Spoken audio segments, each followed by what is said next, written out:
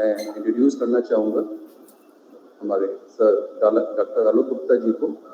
आलोक गुप्ता जी के विषय में मैं ब्रीफ में बता दूँ, क्योंकि सूरज को दिया नहीं दिखाया जाता, इसी तरीके से सर के विषय में जितना बताया जाए उतना कम है।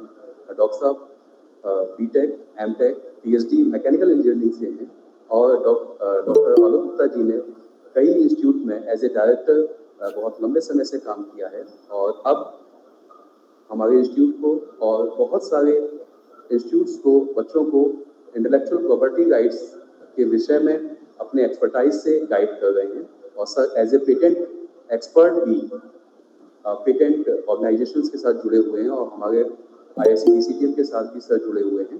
तो आज मैं सर को इनवाइट कर रहा हूँ कि सर आप अपना प्रेजेंटेशन को स्टार्ट करें। Thank you sir. धन्यवाद प्रोफेसर रणविजय सिंह जी।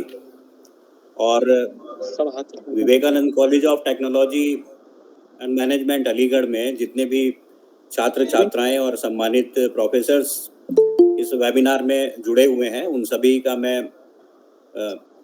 हार्दिक धन्यवाद करता हूं और आपके इस ग्रुप के इनिशिएटिव का मैं स्वागत करता हूं कि आप लोग इतनी तत्परता के साथ में इनोवेशन और एंटरप्रेन्योरशिप से जुड़ना चाहते हैं या जुड़ चुके हैं। और चूंकि मेरा जो कार्य क्षेत्र है वो इंटेलेक्चुअल प्रॉपर्टी राइट्स है और उसमें भी जैसा कि प्रोफेसर रणविजय जी ने बताया कि मैं पेटेंट के क्षेत्र का एक्सपर्ट हूं, तो आज हम जो बात करेंगे, सबसे पहले तो हम सेमिनार का जो टॉपिक है, अगर पहली स्लाइड सामने आ जाए तो मैं उसी के अकॉर्डिंग अपनी बात रखूंगा। जी, तो देखिए जो सेमिनार का टॉपिक है वो, उसमें एक शब्द है एंटरप्रेन्योर और दूसरा है इनोवेशन और तीसरा है IPR। ध्यान से देखें तो जो इनोवेशन और IPR है ये दोनों प्रोसीजर्स हैं और एंटरप्रेन्योर जो है एक व्यक्ति है, एक सब्जेक्ट है। तो जब हम सब्जेक्ट की बात करते हैं वो तो एक जीवित व्यक्ति है और जीवित व्यक्ति में बहुत सारी भावनाएं भी होती हैं, जबकि इनोवेशन और इंटेलेक्चुअल प्रॉपर्टी राइट्स ये लीगल एस्पेक्ट्स हैं, इनके कानून होते हैं, स्टैट्यूट्स होते हैं, इनका प्रोसीजर होता है। तो सबसे पहली बात तो ये है कि अगर हमारे श्रोताओं में से कुछ छात्र छात्राएं हैं, उनके सामने सबसे बड़ा जो प्रश्न है वो ये होगा कि आज के इस सेशन के बाद में हम कहाँ पहुंचेंगे, हमारी जानकारी का स्तर कहाँ होगा। तो अगर आप एक कामयाब एंटरप्रेन्योर बनना चाहते हैं तो क्या होगा कि आपको अपने अंदर इनोवेशन की जो फीलिंग है वो जनरेट करनी पड़ेगी। इनोवेटिव आइडियाज को ढूंढने की कला, ये कला आपके अंदर आनी चाहिए और उसी से जो इनोवेटिव आइडियाज हैं उनका प्रोटेक्शन करने के लिए इंटेलेक्चुअल प्रॉपर्टी राइट्स होते हैं। तो सबसे जो बेसिक बात है, इन्वेंशन और इनोवेशन में क्या फ़र्क है? बहुत मामूली सा फ़र्क है। इन्वेंशन का मतलब तो है कि कोई समस्या समाज में है, आपने उसको देखा, उसका समाधान ढूंढ लिया और आपने उसका एक वर्किंग मॉडल तैयार कर लिया, जिसको आप प्रोटोटाइप कहते हो। ये तो खोज हो गई। इनोवेशन क्या है कि जो स्टेट ऑफ द आर्ट है आज की डेट में यूट्यूब पर जो दिख रहा है या जो पेटेंट्स फाइल हो चुके हैं, वो स्टेट ऑफ द आर्ट कहलाता है, आज की स्थिति। उस आज की स्थिति में यदि आप कोई नई बात मॉडिफाई कर दें तो वही जो चीज़ है वो इनोवेशन हो जाती है। मतलब थोड़ा सा सुधार करना इनोवेशन है। और देखिए सबसे बड़ी बात मैं आपको बता दूं जो अक्सर लोगों को पता नहीं होती, जो आप इनोवेशन करते हैं वो रेप्लिकेबल होना चाहिए। मान लीजिए कि आप कोई प्रोडक्ट बना रहे हैं तो उसके एक के 1000 10,000 बना सकें। ऐसा नहीं कि एक प्रोडक्ट से आप एक ही तैयार कर रहे हो। फॉर एग्जाम्पल आपने एक पेंटिंग बनाई, वो तो आर्टिस्टिक वर्क हो गया। तो एक पेंटिंग से अगर आपने पूरे दिन में एक पेंटिंग बनाई तो वो प्रोडक्शन नहीं माना जाता। इसलिए रेप्लिकेबिलिटी होनी बहुत जरूरी है इनोवेशन के अंदर। तो आज मैं आपको आगे जब हम बढ़ रहे हैं तो मैं आपको अभी अगली जो मेरी अराउंड 30-40 स्लाइड्स हैं, मैं ये इनोवेशन क्या होता है ये आइडिया आपके दिमाग में एस्टेब्लिश करने का मेरा पूरा प्रयास होगा। आप ध्यान से इनको स्लाइड्स को देखिए। मैं सर से आग्रह करता हूं कि वो जो स्लाइड नंबर 4 है, जी देखिए, hand operated water lifting device. ये इन्होंने जो प्रचलित जो विधान है उसमें थोड़ा बहुत मॉडिफिकेशन किया होगा और उसके बाद में इसको पेटेंट करा लिया, और पेटेंट कराने पर इसको आगे मैन्युफैक्चर करने का पूरा अधिकार अगले 20 साल के लिए इनके पास रहेगा। तो अपने पेटेंट का ये लाइसेंस ले सकते हैं, मैन्युफैक्चरर्स को परसेंटेज के ऊपर दे सकते हैं। तो इससे लाभार्जन होता है, आर्थिक रूप से समृद्धि मिलती है और प्रोटेक्शन मिलता है, और दूसरे आपका जो इकोनॉमी है, देश है, वो आगे बढ़ता है। तो आप स्लाइड्स आगे बढ़ाते जाइए। सभी स्लाइड्स पे जैसे ट्री क्लाइंबर है ना, ट्री क्लाइंबर में कौन सी समस्या का समाधान हुआ? ग्रिप। समस्या है ग्रिप की, कि पेड़ को पकड़ के ऊपर कैसे चढ़ा जाए। तो आप देखिए कि ये फंसा के ऊपर चढ़ते चले जाते हैं, फिर ऊपर जाके फंसा लेते हैं, फिर चढ़ जाते हैं। नेक्स्ट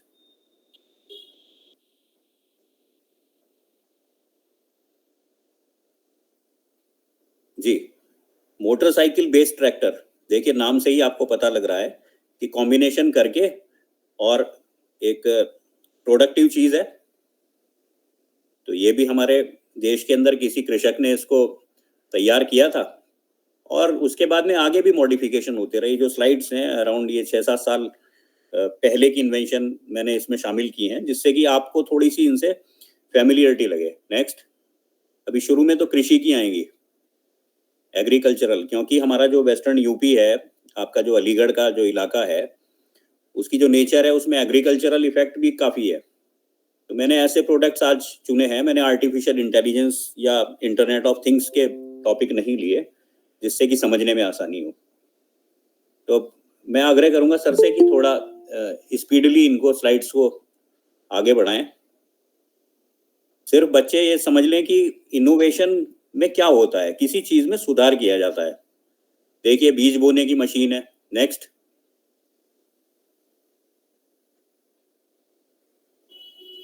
शुगर केन बड चिपर। अपने गन्ने में जो आंख होती है उसको मैनुअली ना निकाल के इस डिवाइस के सहारे मोटरसाइकिल बेस्ड मल्टीपर्पज प्लव जो हल होता है, देखिए मोटरसाइकिल बेस्ड है ये। तो हमारे आसपास ही चीजें होती हैं, उसी में हमें इनोवेशन ढूंढनी पड़ती है, समस्या का समाधान। ये देखिए कितना बेहतर समाधान है। आज आप इसको प्रकट रूप में देखते हैं क्योंकि ये बहुत प्रचलन में है। ये 7-8 साल पहले इतना प्रचलित नहीं था। ये ऑटोमेटेड व्हीकल्स में होता था। ये बीज बोने के लिए है।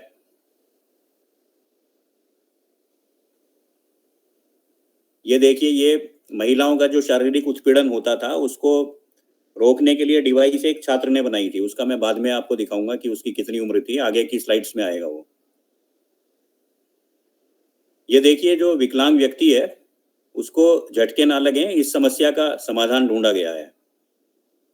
तो प्रॉब्लम सॉल्यूशन देखना है ना। क्लीनर, क्लीनिंग देखिए, क्लीनिंग करने के लिए समाधान अपने आसपास के संसाधनों से ही। ये देखिए कि मोटरसाइकिल के इंजन में जो इग्निशन की प्रॉब्लम है उसको दूर करने के लिए एक बच्चे ने समाधान ढूंढा था, जो कि बाद में रजिस्टर हुआ। इस पर उसको अवार्ड भी मिला था। जो लो विजन पीपल हैं उनके लिए जो है एक ये समाधान प्रस्तुत किया था। जरूरी नहीं होता कि हर समाधान बिजनेस सॉल्यूशन के रूप में फेमस हो जाए या उसकी लोकप्रियता मिल जाए, लेकिन समाधान समाधान होता है। और उस समाधान में ही हमारी जो रिसर्च सेल होती है, वो मैं एक लास्ट स्लाइड में बताऊंगा कि कॉलेज की जो रिसर्च सेल है वो किस तरह से काम करती है और जो बिजनेसमैन है वो किस तरह से काम करता है। ये देखिए, फोल्डेबल टॉकिंग स्टिक, जो ब्लाइंड व्यक्ति है उससे बात, उसको संदेश देती है कि सामने क्रेटर है, गड्ढा है। जैसे आप अभी चंद्रयान का भी देख रहे होगे ना, कि उसके आगे कल न्यूज आ रही थी कि 5 मीटर का एक क्रेटर आ गया तो उसने अपनी दिशा बदल ली। वो आर्टिफिशियल इंटेलिजेंस का कमाल है। तो इसी तरह से ये देखिए, जो गर्म बर्तन को पकड़ने का तरीका जो है, ये उसका समाधान है। बहुत सारी हमारे परिवेश में समस्याएं होती हैं। देखिए, बुलेट प्रूफ जैकेट, ये जो है हर्बल इंग्रेडिएंट से, जो औषध में इस्तेमाल होती हैं, उससे बनाई गई है ये। तो उसकी जो शॉक एब्जॉर्बिंग कैपेसिटी बहुत अधिक होती है जो मटेरियल की। ये देखिए, वाटर कैरियर, जिससे कि स्ट्रेस की समस्या, कंधों पर जो प्रेशर है, वो प्रेशर जो है वो